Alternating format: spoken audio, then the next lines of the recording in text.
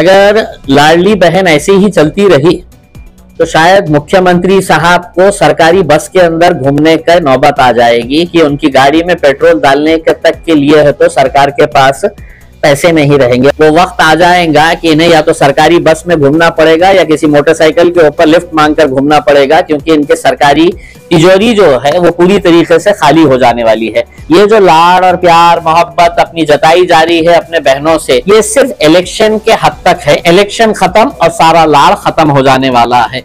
ये पीरियड के अंदर करवा ले, बल्कि इस हद तक करवा लें कि दिवाली का जब मौका आएगा तो अपने भैया से कहे कि भैया 1500 में कुछ होने वाला नहीं है, थोड़ा और लाड़ कर लो, 5-5 हजार रुपये हमारे को दिवाली के मौके के ऊपर दे डालो, क्योंकि दिवाली के बाद सरकार का दिवाला निकलने वाला है।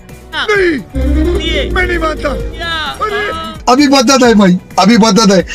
नाही, साधारणपणे आम्हाला 3690 कोटीची जी तरतूद आहे ती त्या ठिकाणी अर्थ विभागाकडून प्राप्त झालेली आहे आणि या महिन्याचा जो लाभ आहे हा त्याच्यातून वितरित होणार आहे। या व्यतिरिक्त मार्च महिन्याची सुद्धा आम्ही तयारी त्या निमित्ताने करत आहोत, कारण मार्च महिन्यामध्ये नवीन अर्थसंकल्प सादर होणार आहे।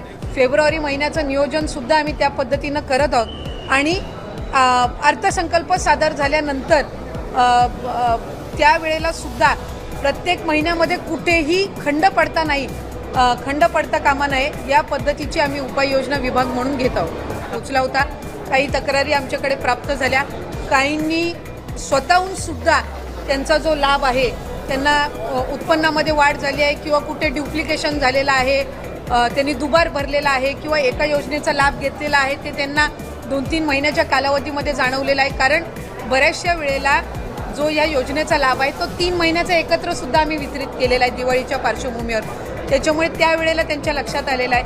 त्यामुळे साधारणपणे जे ड्युप्लिकेशन झालेले आहेत, ज्यांनी वेगवेगळ्या योजनांसहित या योजनेचा लाभ घेतलेला आहे तसे असतील किंवा 2 वेळा अर्ज भरलेले असतील किंवा एखाद्या ह्याचा लाभ घेतलेला असेल तर असे साधारणपणे जे आहेत ते कमी होतील। त्यामुळे फार काही त्याच्यामध्ये लाभार्थ्यांच्या संख्येमध्ये फार काही फरक हा पडणार नाही। स्वइच्छेने आणि अशा काही क्रॉस व्हेरिफिकेशनमध्ये किंवा खालून स्थानिक प्रशासनामधून ज्या तक्रारी आलेल्या आहेत त्यातून जी काही थोडीफार कमी होतील ते, आणि इतर जी क्रॉस व्हेरिफिकेशन आहे ज्यांचं उत्पन्नाचं आणि इतर दाखले अजून सबमिट झालेले नाही आहेत हे ग्रॅज्युअली होत राहील। त्यामुळे साधारणपणे या महिन्यामध्ये